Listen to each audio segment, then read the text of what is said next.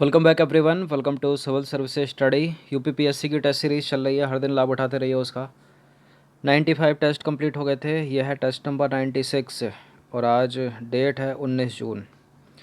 इस टेस्ट में हम फोकस करने वाले हैं पर्यावरण संबंधित अंतर्राष्ट्रीय संगठन से संबंधित जितने भी प्रश्न बनेंगे उन पर। तो चलिए स्टार्ट करते हैं। तो क्वेश्चन नंबर 1 पर आ जाइए। निम्नलिखित कथनों पर विचार करना है। दो स्टेटमेंट है यहाँ पर, बताना है कि इनमें से कौन सा करेक्ट है। पहला स्टेटमेंट है, संयुक्त राष्ट्र संघ के समर्थन से 1992 में रियो डी जेनेरियो, कहाँ पर है, ब्राज़ील में पृथ्वी शिखर सम्मेलन आयोजित किया गया और इस कॉन्फ्रेंस का मुख्य उद्देश्य था एजेंडा 21। देखिए सही है दोनों के दोनों स्टेटमेंट, सी है इसका उत्तर।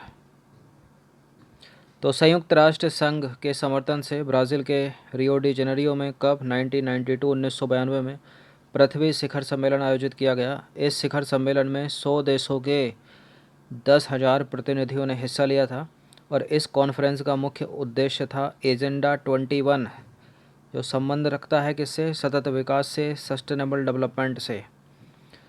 क्वेश्चन नंबर 2 पर आ जाइए। निम्नलिखित कथनों पर विचार करना। पहला स्टेटमेंट है, मॉन्ट्रियल प्रोटोकॉल का संबंध जलवायु परिवर्तन से है और 1 जनवरी 1989 से यह संधि लागू की गई। मॉन्ट्रियल प्रोटोकॉल, तो 1 जनवरी 1989 से लागू है मॉन्ट्रियल प्रोटोकॉल, करेक्ट है। लेकिन जलवायु परिवर्तन से संबंधित नहीं है, ये ओजोन क्षरण से संबंध है इसका। तो दूसरा गलत है, पहला करेक्ट है। पहला इनकरेक्ट है, दूसरा करेक्ट है, तो बी है इसका उत्तर। तो मॉन्ट्रियल प्रोटोकॉल का संबंध है ओजोन परत से, ओजोन परत के क्षरण से। और मॉन्ट्रियल प्रोटोकॉल 16 सितंबर 1987 पर हस्ताक्षर हुए थे और ये आरंभ हो गई थी 1989 को, 1 जनवरी 1989 से 2 साल बाद। क्वेश्चन नंबर 3 पर आ जाइए। निम्नलिखित कथनों पर विचार करना। पहला स्टेटमेंट है, कार्टाजेना प्रोटोकॉल जीवित रूपांतरित जीव से संबंधित है और भारत ने इस प्रोटोकॉल पर हस्ताक्षर नहीं किया है। देखिए पहला वाला करेक्ट है, दूसरा गलत है। ऐसा नहीं है इंडिया हस्ताक्षर नहीं करे, कर चुका है भारत। तो केवल यहाँ पर एक सही हो जाएगा, दूसरा नहीं होगा। तो 2003 में भारत ने इस संधि पर हस्ताक्षर कर दिए हैं, 17 जनवरी 2003 को। कार्टाजेना प्रोटोकॉल जीवित रूपांतरित जीव से संबंधित है। इस प्रोटोकॉल को भारत ने 17 जनवरी 2003 को ही अपना लिया था। कार्टाजेना प्रोटोकॉल का मुख्य उद्देश्य क्या है, जीवित रूपांतरित जीवों का सुरक्षित उत्पादन, उनका व्यापार और स्थान परिवर्तन करना। क्वेश्चन नंबर 4 पर आ जाइए। निम्नलिखित कथनों पर विचार करना है। पहला स्टेटमेंट है, स्टॉकहोम कन्वेंशन खतरनाक रासायनिक पदार्थ कीटाणुनाशक पदार्थ से संबंधित है और रॉटरडम कन्वेंशन का संबंध जैविक प्रदूषण से है। देखिए दोनों के दोनों गलत हैं, इंटरचेंज करोगे तो करेक्ट होंगे, क्योंकि स्टॉकहोम कन्वेंशन संबंध रखता है जैविक प्रदूषण से और रॉटरडम कन्वेंशन संबंध रखता है खतरनाक रासायनिक पदार्थ कीटाणुनाशक पदार्थों से। तो सही तो कोई है नहीं इसमें, तो डी लगाएंगे, इनमें से कोई भी सही नहीं है। तो रॉटरडम सम्मेलन का संबंध है खतरनाक कीटाणुनाशक रासायनिक पदार्थ से और स्टॉकहोम कन्वेंशन का संबंध है जैविक प्रदूषण से। 5वें प्रश्न पर आ जाइए। निम्नलिखित कथनों पर विचार करना है। पहला स्टेटमेंट है, यदि वर्षण में पीएच की मात्रा लगभग 5.65 से कम होती है तो उसे अम्ल वर्षण कहते हैं। देखिए 7 है नॉर्मल, ऑप्टिमम पर है, इससे ऊपर अगर जाएगा पदार्थ तो क्षारीय होता जाएगा, इससे नीचे प्रकृति जाएगी तो अम्लीय होती जाएगी। अम्ल वर्षा शब्दावली का प्रयोग सबसे पहले ब्रिटेन के रासायनिक वैज्ञानिक, नाम क्या था उनका, अंगस स्मिथ ने किया था 1858 में। इनमें से कौन सा सही है? 7 से नीचे अम्लीय और 7 के ऊपर क्षारीय, दोनों के दोनों सही हैं। इसका आंसर हो जाएगा ऑप्शन नंबर सी, अंगस स्मिथ ही हैं। कब? 1858, रासायनिक वैज्ञानिक है।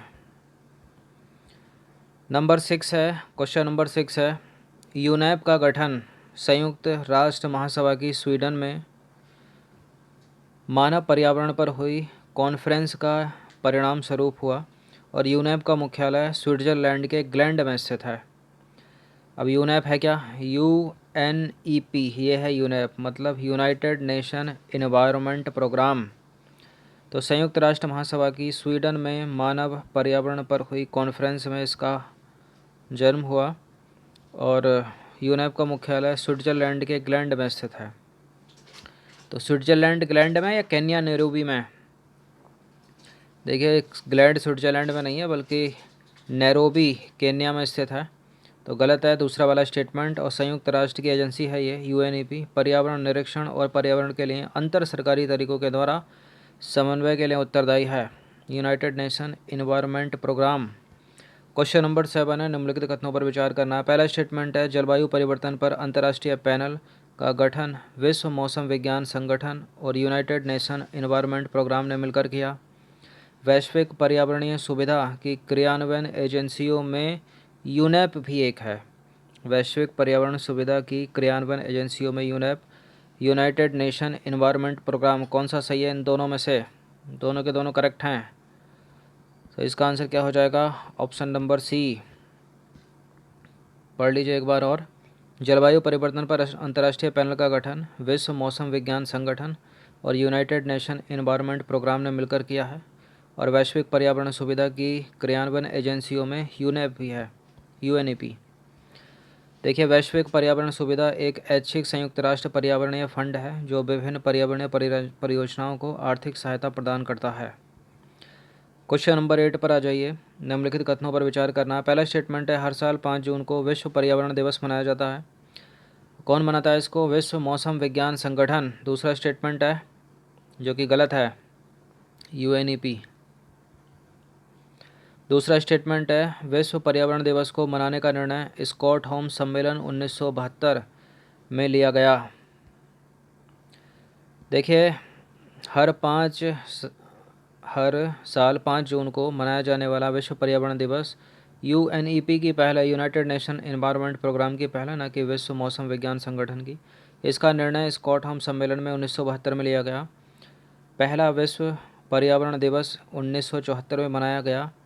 और हर साल कब मनाया जाता है? 5 जून को मनाया जाता है। ये प्रश्न पूछा जाता है कब मनाया गया पहला? 1974 में, याद रखना।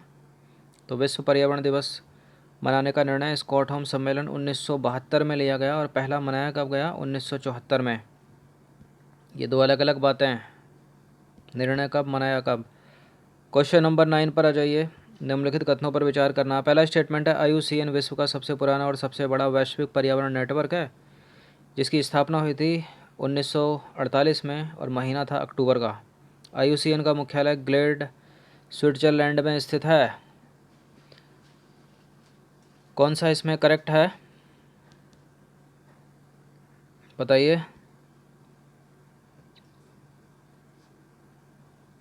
सही बताना है इनमें। देखिए दोनों के दोनों सही हैं। ये IUCN में सरकारी संगठन और गैर सरकारी संगठन दोनों सदस्य होते हैं, ये चीज़ याद रखना। IUCN का मुख्यालय ग्लेड स्विट्जरलैंड में स्थित है और IUCN विश्व का सबसे पुराना और सबसे बड़ा वैश्विक पर्यावरण नेटवर्क है जिसकी स्थापना हुई थी अक्टूबर 1948 में। पूछा है सही, तो दोनों सही। निम्नलिखित क्वेश्चन कथनों पर विचार करना। 10वां प्रश्न, IUCN संयुक्त राष्ट्र का अंग है और IUCN रेड डाटा बुक जारी करता है।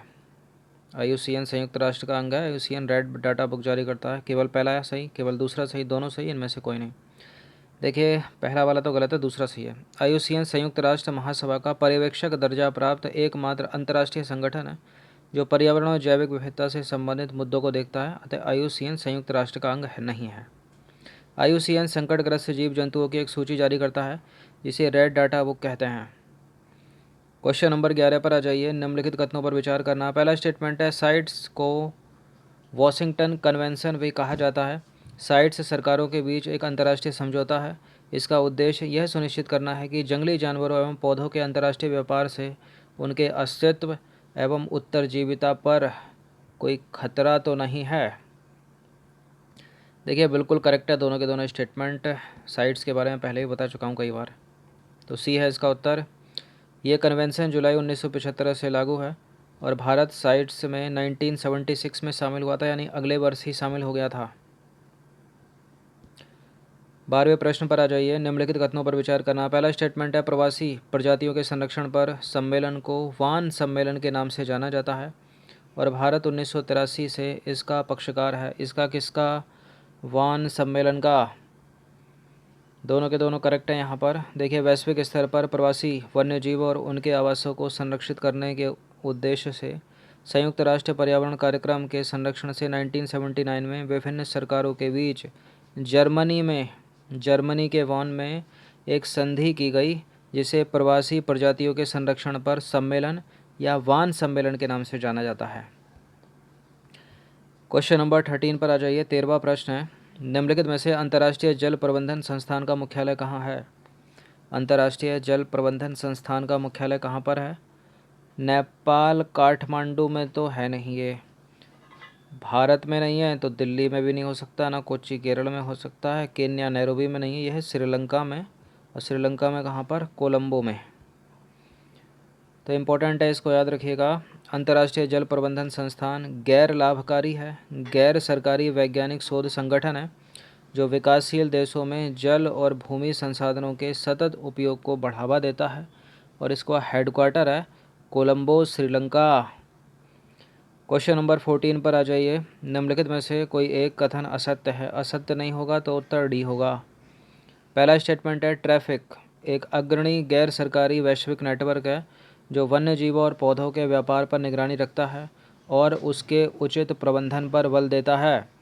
ट्रैफिक का मुख्यालय यूनाइटेड किंगडम के कैम्ब्रिज में है और ट्रैफिक IUCN और WWF का संयुक्त संरक्षण कार्यक्रम है। जो ट्रैफिक है वो IUCN और WWF का संयुक्त संरक्षण कार्यक्रम है।